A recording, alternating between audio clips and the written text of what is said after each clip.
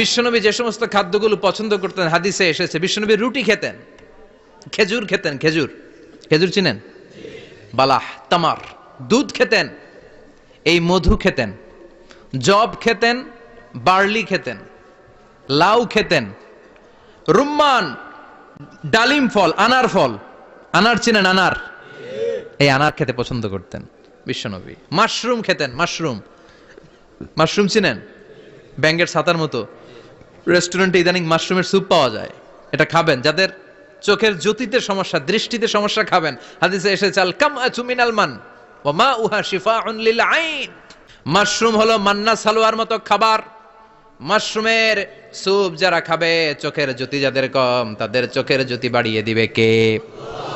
বুখারীর বর্ণনা, বিশ্বনবী মিষ্টান্ন খেতে বড্ড পছন্দ করতেন, আবার বিশ্বনবী বেশি বেশি মধু খেতে পছন্দ করতেন। সুবহানাল্লাহ।